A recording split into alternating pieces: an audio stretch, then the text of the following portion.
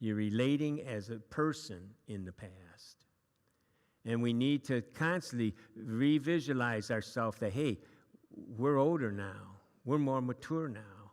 We have more skills. So appreciation of life. Positive responses with relationships with others. We have choices in our relationships. You don't have to stick with toxic people. The trouble is a lot of times that we've been wounded or hurt by people that are toxic and we stay with them. I remember in my internship, I was in a drug rehab center and I was counseling a woman, and she was telling me the horror stories about her first marriage to this alcoholic that beat her all the time. And so she was telling me about she got remarried. Then later on, as I asked her another question, she's telling how she's getting beat and all that. And I thought, oh, you're talking about your first husband? And she said, no, I'm talking about who I'm married to now. And I go, and I remember the rude, because I was younger, I remember the rude awakening thinking, hold it. You married someone that was an alcoholic and beat you, and then you turned around and remarried someone that was an alcoholic and beat you. And I'm here to say that this is not uncommon. We have this repetition, compulsiveness sometimes to try to make it better the next time. We find people that it's complicated. And I'm not here to judge. I'm just saying it happens. It happens. But we don't have to do that anymore. We have choices today. And we can start to set boundaries, and we can start to have better relationships. We have that ability, right? And new possibilities in life. New possibilities. And boy, when you take away people's possibilities, and a lot of us have shrunk and taken our own possibilities away. Do you know in nursing homes, they try to, if a nursing home's doing what they should do, they try to give people choices, like the menus, if nothing else. Because in nursing homes, almost all your choices are taken away, and it becomes very depressive. And a person that's lived their whole life making their own choices and doing things, all of a sudden find themselves in a situation where you have no choice, you know? And so little things can even help. What's amazing, how many of us have put ourselves into places where we don't think we have choices. Where we don't think we have choices today. We get up with that negative, pessimistic feeling in the morning, and it's the same old thing. Now, I'm a creature of habit, right? Ask anyone who knows me. I eat the same things every day, practically. You couldn't get me to try a new menu if you try, so, every once in a while, I'll get a double cheeseburger. But, it's, but I'm not that easy to change. But on the other hand, I know I have choices, okay? I just, if it moves on the table, I don't want to eat it, and stuff like that. But, a lot of people have variety in their life, and you can too. Personal strength, right? You're not that little. You see that commercial? You're not your parent. My wife gets on me all the time about that. Ron, you're not your dad, Anyways, but here's the thing: you're not your kid anymore. You're not. Maybe we should walk out together and go, "Hey, you're not your kid anymore. Hey, you're not your kid anymore." And that, new possibility. I hope that excites you. I hope that does. I hope you're starting to visualize that. Many of us don't even look at ourselves in the mirror, let alone think of ourselves as an adult. We're still walking around with the braids or ponytails or colics like I had or whatever, like some little, The brain doesn't, unless we force it to, the brain can be as alive today as we're 5 years old as if we're 45. We have to help it. And then spiritual change. Spiritual change. Jesus specifically talked about being born again. Do you know what that means? It means born again. No, it means new. And here's the thing. One of the seventh topic that we'll speak on at the seminar, and I'm so excited about it, I just wrote on it, is going to be reparenting. It's all about reparenting. And it's a spiritual reparenting, and how God wants to reparent us. Now, the last thing, if we had a father that wasn't the best, I don't know that we'd want a God that's a father, right? But I don't want to judge God the Father based on a human father, okay? The fact is, he's also maternal. The fact is, he wants to reparent us. And the nice thing about being older now, we can be reparented a lot quicker than the first 20 years. We can do it in milliseconds, right? We can do it in a lot shorter time. And it can be a wonderful, freeing process. And so there's 3 stages, if you look at page 2 here, 3 stages of post-traumatic growth, okay? Number 1 is restabilizing. And so what we want to do is, and that's part of what we do here, we start to become aware. And what I hope happens, and why I think a lot of people keep coming, is they get these little ahas. Oh, yeah, maybe. And that's good, because that's where hope comes from, right? When we can see a little bit of truth, when we say, oh, I never thought of that. Yeah, that makes sense. That's the kind of things we want. We want to have these little nudges, if you will, that say, okay, I'll try that, or yeah, I never thought of that. Oh, you mean I could do that? Oh, I can think that? And so that's that kind of thing. We want to restabilize. This is where a person regains a sense of safety and emotional resilience. And I want you to do that for your homework this week. Think of how many times this coming week you feel unsafe. And don't walk out of here posturing, like, oh, what am I talking about? No, just, now, I don't mean, you take it for whatever you think I mean. You'll be surprised how many times we don't feel safe. It's not like we're going, not that kind. It's those, because see, we got coping mechanisms. We got ways of avoiding. We got ways of going around the block. We got ways of doing, and it's so quick. It happens so quick. We're so used to it. And just escaping all those things, just see if it plays. See if it rings true. I'm not saying it will, but just see. But safety is huge. And the trouble is, we're probably already coping, so the only way you're going to realize is if you look at your coping mechanisms and ask yourself, why am I doing this? And you'll be surprised. It's a huge, huge issue. And then how to recognize. Now, we do that. We start to learn safety by recognizing when something's going off, because here's the great news. Most of what triggers us is a false alarm. It's a false alarm. If I was giving you a tour of the building here, and you were coming in for the first time, and all of a sudden, and I go, oh, don't bother that. It's just a false alarm. It's just a false alarm. And you go, and all of a sudden, no, don't, it's a false alarm. They go, well, why is that happening? Oh, it's faulty wiring. The guys are coming next week to fix it. So we walk a little farther, and I go, no, don't, I'm sorry. It's just, we're getting it fixed next week. By the 6th time, you'll probably relax a little bit. You'll probably be telling the guy behind you, don't worry, it's just a false alarm, right? It's some knucklehead wired it wrong, and they're going to fix it next week. You'll be given the tour, right? And that's how we need to see some of these things. But the trouble is, it's so hard. It's so hard to get used to an alarm of anything. That's the nature of an alarm. Alarm does its job, unfortunately. And the amygdala, that part of the brain that goes off, it knows how to get our attention. But here's the good news. Most of the time when we start happening, it's a lie. Well, I'm no good. I'm broken. No, you're not. Now, are some things wrong? Probably. Do I need to fix some things? Maybe. Do I have some certain attitudes and behaviors that aren't good? Yeah. But you're not broken goods. I'm unlovable. Mom didn't love me. Maybe. It happens. Some mothers don't love their children, and that's mother's problem. It's not because of you. You were a child. And so I'm unlovable? No, you're not.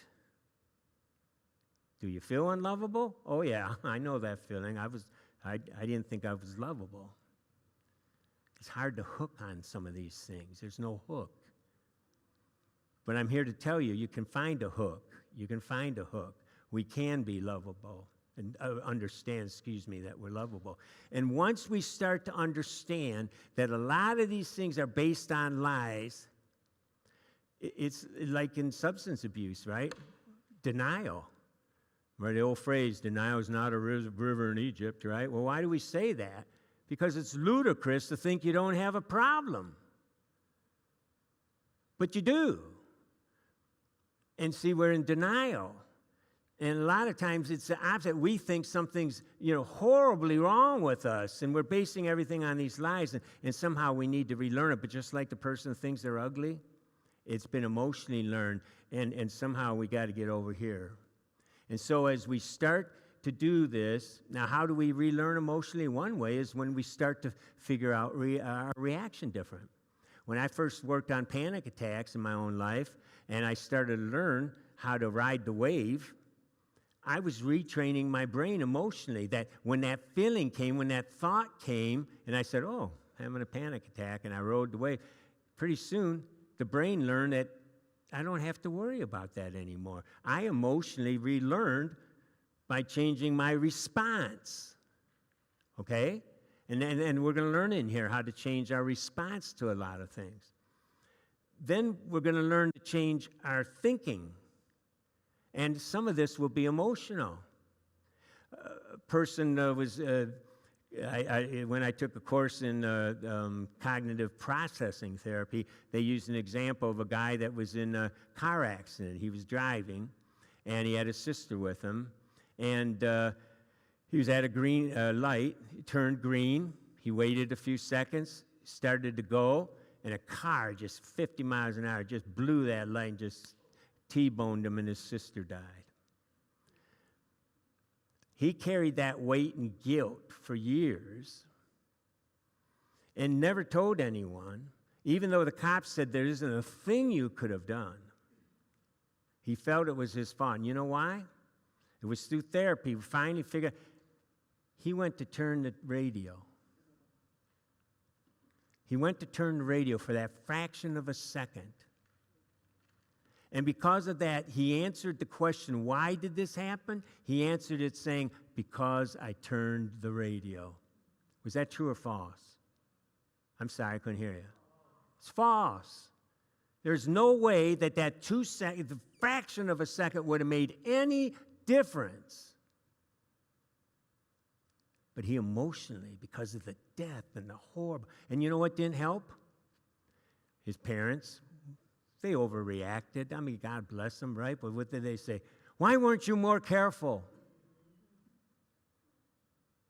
What do you want them to say? I'm not bashing them.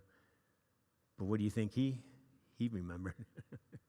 You see how that stuff gets so complicated? And how he emotionally, do you know what, when we were able to point out that thought, and he finally saw that there was nothing he could do, and there was absolutely no correlation between that fraction of a second to push that button and that car coming in. It was like pulling a thorn out of his side. And that was an emotional relearning, you see, because it was connected to the emotion. The other way we do it is through the memories. So many of that was a memory, really, when you think about it. So many of the things that bother us are memories. And so when we go back to a memory and we get truth just like he got truth, it changes everything. And a lot of these memories are domino effect, because the same thought there, I'm broken, I'm no good, is what we've been rethinking all along. And if you can correct it here sometimes, now, sometimes there's other circumstances. I worked with a woman that her brother kept doing the wrong things at night to her, okay? And once we went to a memory, and I don't get into all the details. There's no voyeurism, nothing. She's there, I'm not. And we learned that, how to correct that in her thinking. It solved so many issues in her life. But then she came back with one.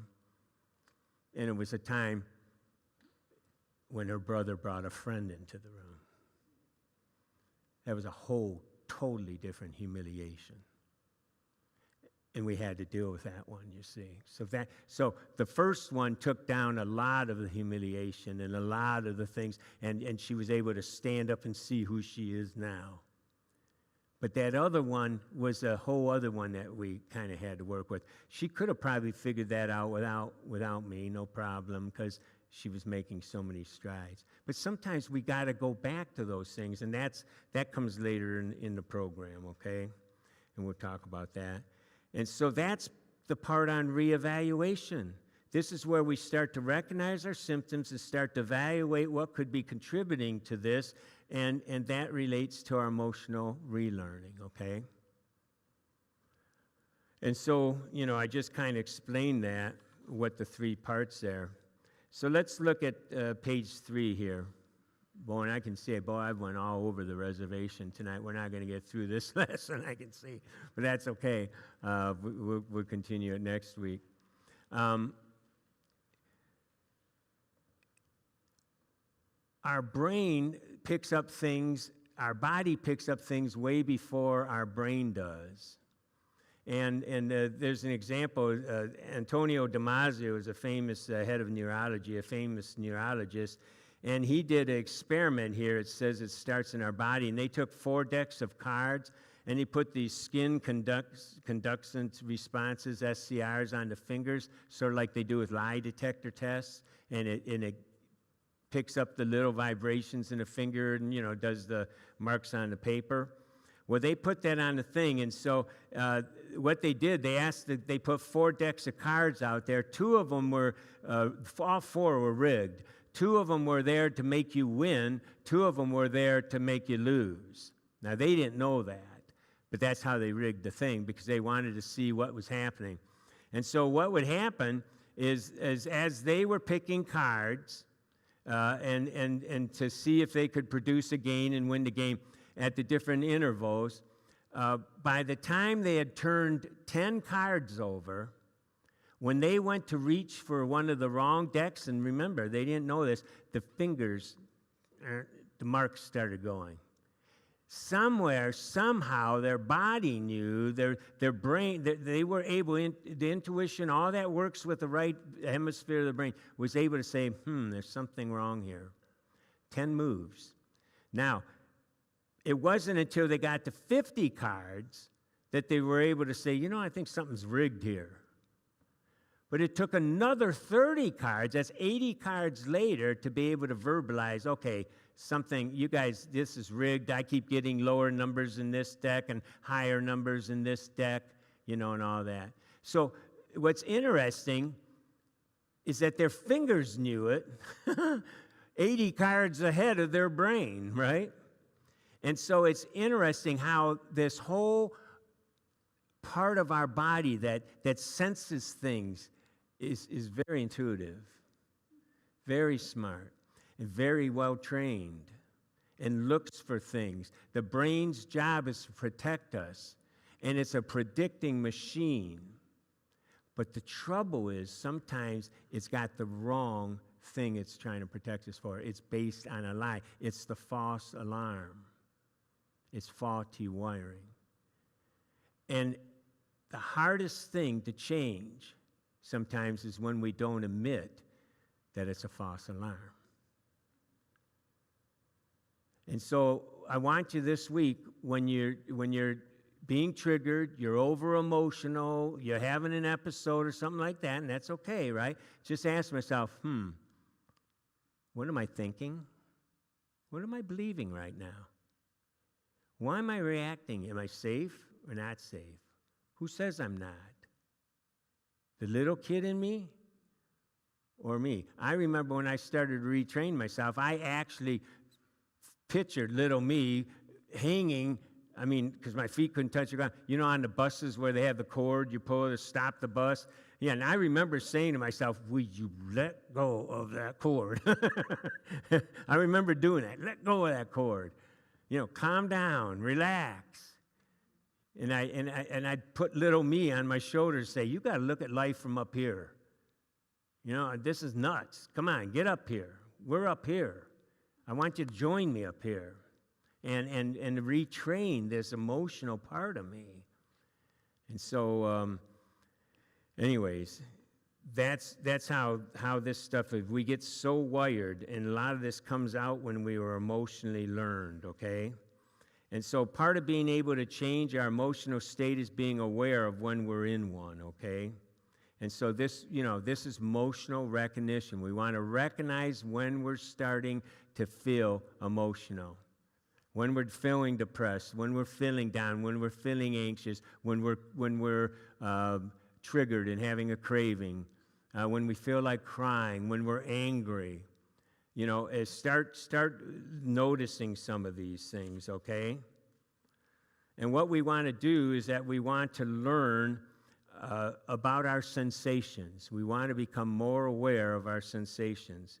Now, God's created us in a marvelous way, and we have the prefrontal cortex, which is for the complex learning. We have the midbrain and limbic, which is emotional, and we have the brainstem back here, which has all that sensory input, and they work together.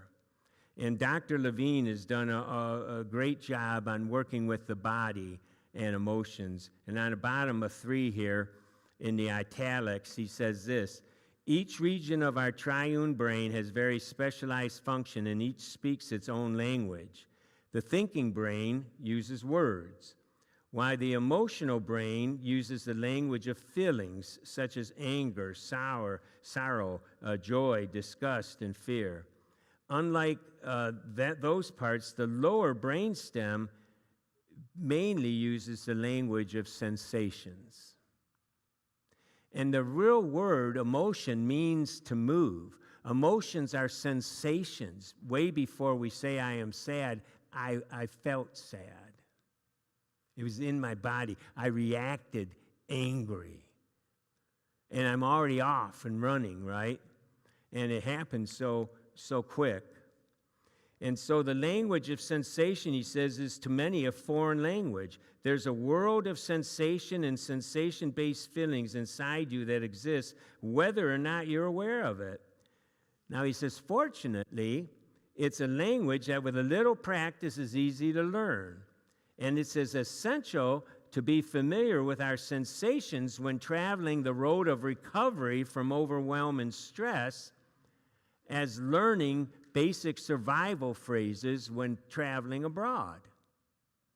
In order to help others, it only makes sense to get acquainted with your own inner landscape first, because it's the lower brain that ensures our survival and returns us to this homeostasis, right? It is the wise adult who befriends the deep instinctual layer of consciousness. No computers, equipment, or costs are involved. All that's necessary is time, attention, and intent. And your homework now is to really start to see what's going on. What am I feeling? What am I thinking? What emotion am I going through? And then add one more, write this one down. What is the truth? Because while you're there, why not think, okay, if I'm believing this, what's the truth? Maybe there's some options here. Maybe there's some options. And so all it takes is some unhurried time set aside without distractions to pay attention to how your body feels. Remember, because the lower brain does not register words, you cannot learn its language merely by reading about it. Sensations must be experienced. Panic attacks is a perfect example. When I first started having panic attacks, I didn't want another one. That's the nature of them. In fact, we got to quit calling them attacks, but that's what it feels like. It feels like, and it's everyone I've ever worked with, it just scares you to death, right? That you're going to die, right? And then what happens, you start thinking you're going to have it again, and guess what? You have it again. Well, when I first started realizing that this is just a bodily experience and I can ride the wave, I remember the first time I was laying in bed, and I had this compulsive thought, intrusive thought that used to really scare me. I hadn't had it in years. And I had it all of a sudden, and I could feel my coming right from my toes. But maybe I was too lazy to do anything about it. I didn't want to get out of bed and run and do all that kind of stuff you do when you're panicked. I laid there and said, I'm having a panic attack. I'm just going to ride this. And I just pictured myself like surfing, and sure enough, it just went up and it went down. And I went back to bed. Guess what happened the next time? Oh, up and down. Pretty soon it got to where the wave was just about that high, and then I don't have them anymore, okay? And I've helped many people do the same thing. When we learn to ride some of these things, we got to realize that this is the amygdala doing its job, and it's based on faulty wiring. So here's an exercise, okay? Where do you feel grief or sadness? Where do you feel fear? Where do you feel anger? Go ahead and draw on that. When you're done with that, take a break. There's treats and drinks and that in the back. There's bathrooms around. Let's come back at 5 after. But if you want, just kind of circle what part of the area. And you may be different for you than someone else. All right? So don't just do what's common. Where do you experience sadness? And if you're an artist, you might want to use colored pen. No, I don't know, whatever. But all right, so do that, and then come back to the table at 5 after, all right? Those of you at home, you can be doing this part, all right?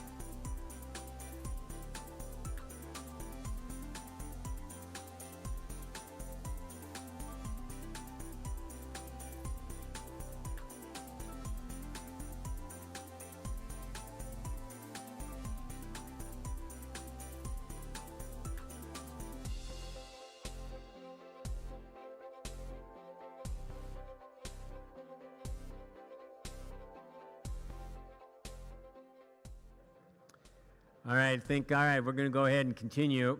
I haven't done this in a long time.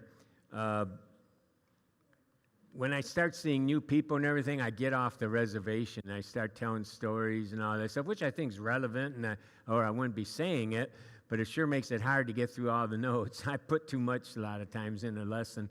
And so this will probably be the first time, I think, since I've been teaching it here, that we're going to continue probably next week. And that's okay, because we missed some of it. But I'm so glad you're here. And let me say this again. I want you to be able to come to the seminar. So if it's a financial issue, don't worry about it. Just don't worry about it. Some say, well, I can't sit through 8 hours. It might be chronic pain. It's not unfamiliar. Chronic pain is relevant to a lot of people when we have anxiety, right? And I've been studying chronic pain for 15 years now. I have a bad back, and there's a whole new model of the plasticity of the brain that works with chronic pain, and I'm really excited about it. And so if you feel you can't sit for 8 hours, we're going to be in the front of the church. You got lounge chairs out there. Sit on the edge. Get up, walk around. Just don't yell or scream. Don't, I'll be disruptive. No, you won't. Just stand up and take a break, all right? But I want you there. And I know what it's like to be. I was very fidgety. My mom used to, when I grew up, they had the chairs like this, but they had these little bumps on it. I don't know if they thought we were going to slip out of our chairs or what. I would be like this all day, and I'd come home with holes in my pants. Honest to Pete, I remember getting yelled at because, what are you doing out there? Sandy, they could see where I sat because it glowed, it was smooth, and to this day, I don't eat ruffled potato chips, but no. Anyways, all right. So, all right. So, did you get your drawings okay? All right. I want you to start thinking about that and start thinking about where these things happen in the body, because it's the first step to overcoming it. Had I not paid attention to the panic attack feeling, I would have woke up with, right? But because I caught it early, right, I was able to say, this is a false alarm. I'm not going to die. Write that on the top of the page. I'm going to get a T-shirt like that and just pray no one shoots me, to prove me wrong. But I'm not going to die. All right? Almost every alarm says you're going to die. I mean, that's the nature of an alarm, right? The alarm you set in the morning says you're going to get up. If it doesn't, then you don't have a good alarm clock, right? That's the nature of an alarm clock. You're going to get up now, right? Then you hit the snooze, But that's why I put mine way across the room. I'd be snoozing all day, right? And the nature of any alarm is, you ever see kids when the tornado sirens go off? Oh my gosh, they're what's going to happen? And of course, we have to calm them down, relax. Probability is we're going to be fine, not possibilities, right? All right, so look at the next one. Be in the present, page 5, okay? We need to be more in the present. When we worry and we fear and we're full of anxiety, we're either regretting something from the past and think we're going to get in trouble from something in the past, or we're worried about something that's going to happen tomorrow or the next day or in the future, right? I mean, how many people are out there worried about, I'm going to become senile, and I'm going to this and that, or I'm going to be bankrupt, or I'm going to, oh my gosh, let's get in the present here, okay? And start living now. God is here in the present, okay? God knows the future and the past, but he's also here right now with us. And it's like going to the store. It took me a while to catch on, but I'd go to these. I was a mall rat since I was a little kid. One of the first malls in Detroit was this E.J. Corvette store. It wasn't a mall, but it was a huge store. And depending on what entrance you come on, you want it, well, I lived in Gurnee by Gurnee Mills when that first came out, okay? That's a trek right there. And so, yeah, it's 1.5 miles long. Yeah, I measured it. And you ever chase your grandkids through there, you know it's 1.5 miles. And my little one granddaughter likes to hide in the racks, thinks it's the funniest thing, Christmas time, thousands of us at Gurney Mill, and she's hiding on me, And I'm thinking I've got to tell my son I can't find your daughter, And anyway, so here we are. I come to the mall, and I got to get to the one store. Oh, there it is. It's on the map. Good. How do I get there? There's this one coming this way. There's this one coming that way. This one's going that way. This one's going, especially at Gurney Mills, right? And then all of a sudden, some genius who didn't get paid enough came up with the idea, put a dot. And what's the dot say? You are here. Greatest thing ever. That's the one I wish I would have thought of, Isn't that great? And that's what we need to do sometimes. We need to put a dot, somewhere, well, whatever. We need to put a dot and say, we are here. You're here. And we need to know that because it's hard to get there if we don't know we're here. You see? And so we need to know that, hey, relax, calm down. Here's the thing. When we're up in our head like that, that's the amygdala going off. And if we don't stop, it's not connecting to the prefrontal cortex, the rational part of the brain. That's why, and I never knew this, I could study for a test like a mugger. And does that make sense? It doesn't make sense at all. Does it? Maybe, Hank, help me here. A little bit of sense, maybe? No, you're throwing me under the bus? Oh, okay. Thank you. Yeah. All right. Anyways, all right.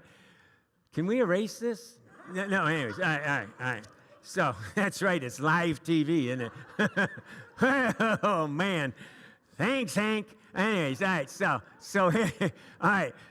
I don't even know what I was talking about.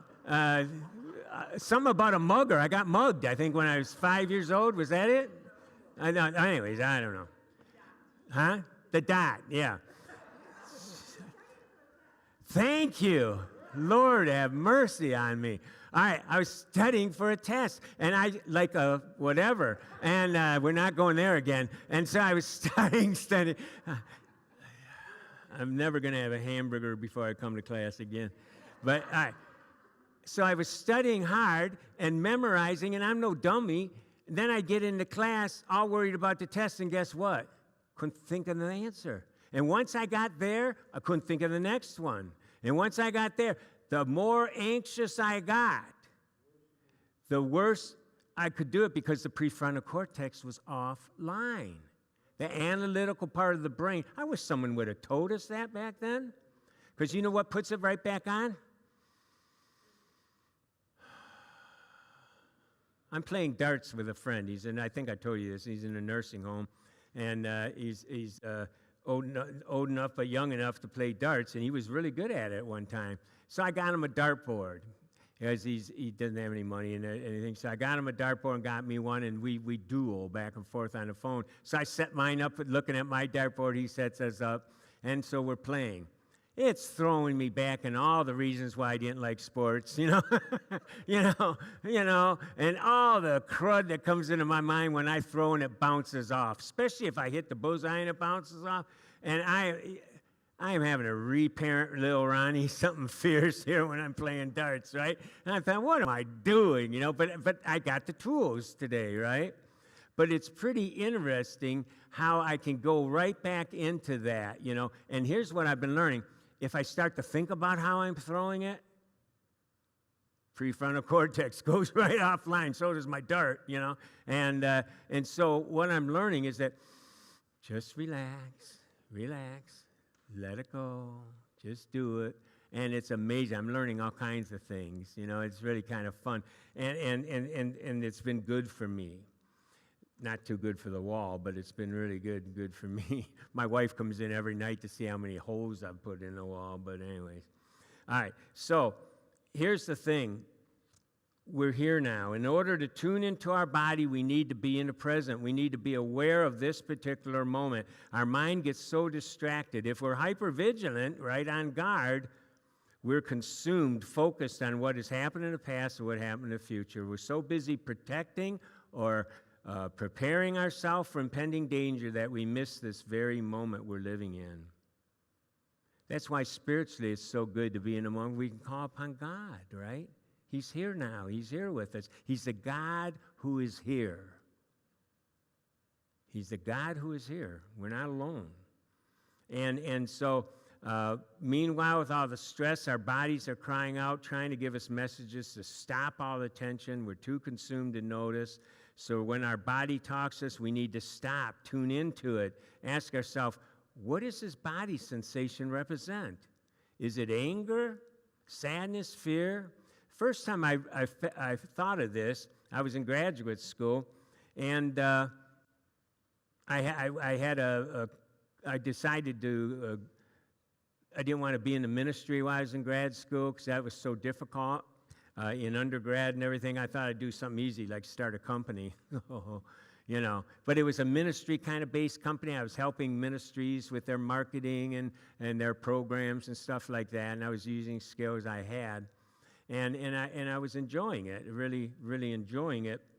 And I remember one time we merged, I was merged with this other company, and all of a sudden I had other people kind of influencing the decisions that were being made. And I remember coming home, and I wasn't sensing that I was angry so much. I wasn't sensing I just was coming home. And all of a sudden I'm yawning. Yeah, I mean, I'm a night owl. And especially back then, I mean, I wouldn't go to bed till 2 o'clock or whatever because I was in graduate school too, right? So I'd stay up to 2, the kids put them to bed, then I'd study.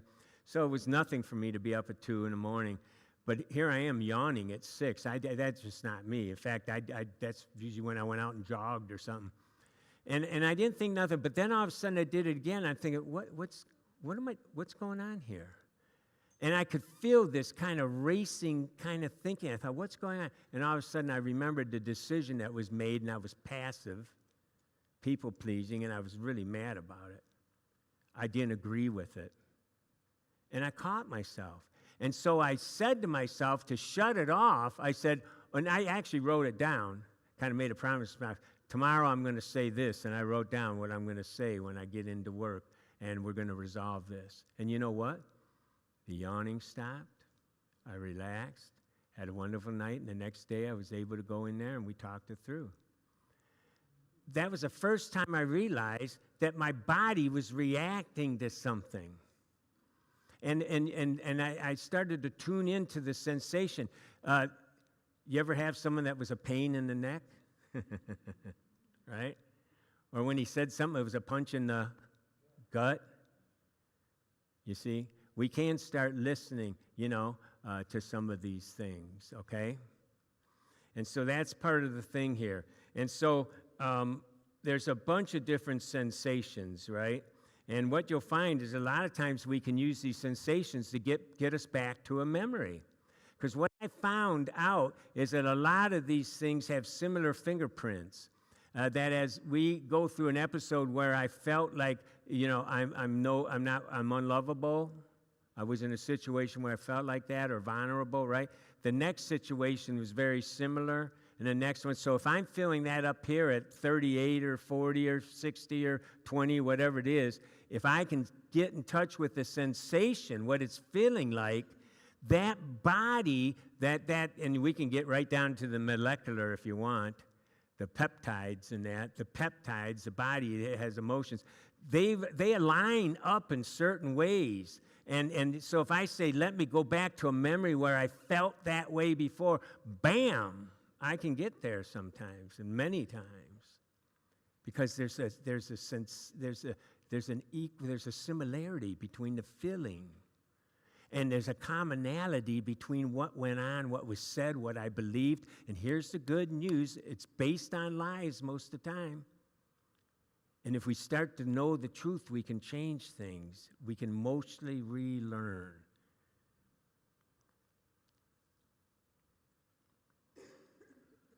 You may be like I was and for years feel that you were unlovable. But here's the truth. You are lovable. You are. But the trouble is you won't take my word for it.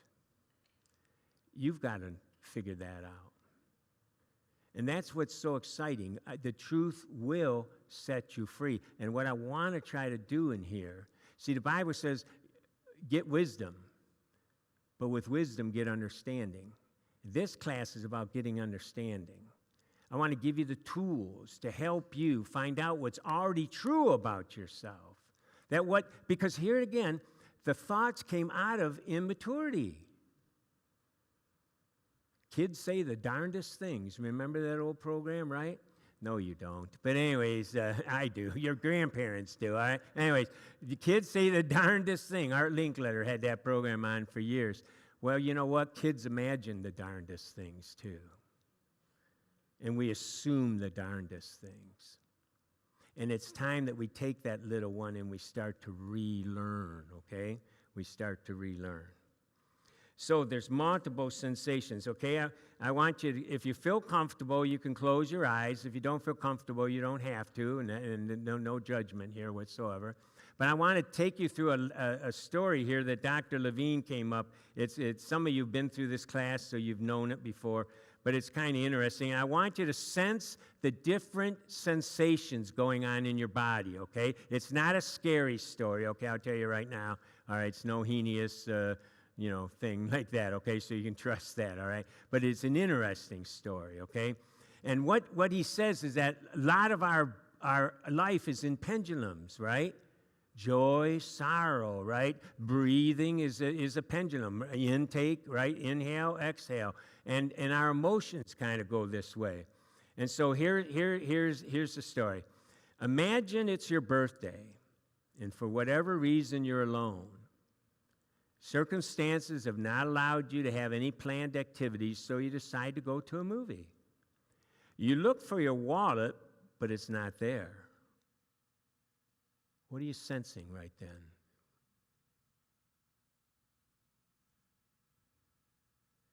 You begin to look around the house. You went outside and looked in the car. You called a few stores. Your wallet is not anywhere. What emotions are you feeling now?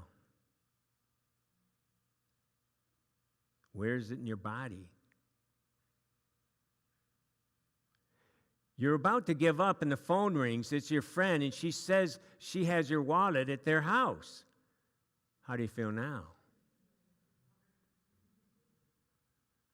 Where are you feeling that in your body? She asks if you want to come and pick it up, and you say yes, but she says you have to hurry because I have to leave for the rest of the day. I just found it, so if you need it, please come now. If you don't make it here in a few minutes, I have to leave. How are you feeling as you're heading to her house? Where are you feeling that in your body? Now, that's an interesting one. A lot of us live that way all the time when we're not even conscious that we're hardly breathing, okay? You arrive and you knock on the door. There's no answer. The house seems dark. You thought you made it on time. How do you feel now? Where do you feel it? Suddenly, you hear her call. The sound is muffled coming from the back of the house. She calls, "I'm in the back room. Come on in." Now what do you feel? Aren't we going all over the place here, right? It is dark. You can see a light from underneath the door in the back. You approach the room and open the door, and as you go in, you hear a loud, "Happy birthday!" You realize it's a surprise birthday for you. How you feeling now?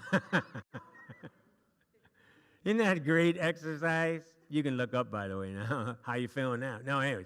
Isn't that great? Isn't that amazing? How we can do that in just a matter of moments? But that's how we are all day. We just don't realize it. And it's not that it's wrong. That's who we are. And so what's so interesting, people go, "Oh, I'm not going to go to overcoming anxiety. I don't have anxiety." What do you mean you don't have? We cope, and we don't think we have anxiety all the time. You know, it's that all I'm trying to do is teach us some of these things where we can get better at it. You know, anxiety is a good thing to have. I mean, if you haven't studied for a test and it's coming up 2 days from now, I hope you're a little anxious, right? I mean, if you're going 80 miles an hour in Payless Heights down here on Harlem Avenue, I hope you're a little anxious, especially if you see a black sedan that's unmarked, you know, he'll help you feel anxious, right? And so, you know, anxiety is not a bad thing. It's a thing, but we do that. That's a perfect example of how we're all the time. And it's thoughts, isn't it? Can you imagine what would have been another good question is, what are you thinking right now? That would have probably been a better question. Because you're not just feeling something, you're believing something. And if we can get a hold of those beliefs sometimes, that will really start to say, I'm going to rewrite that. I'll talk to Dr. Levine and say, hey, I got a thought here. See what he says. And, all right, so down on the bottom is a whole bunch of sensations.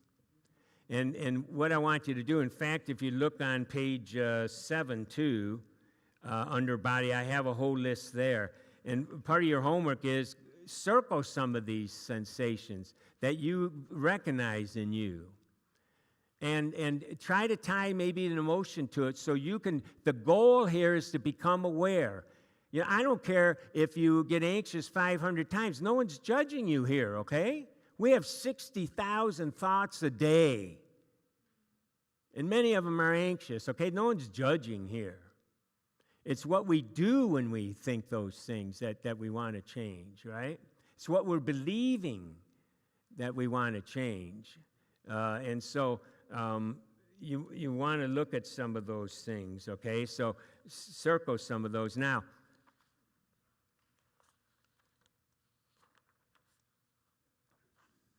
the thing that we want to do, actually, I think we will kind of quit here because I did kind of talk a lot about it.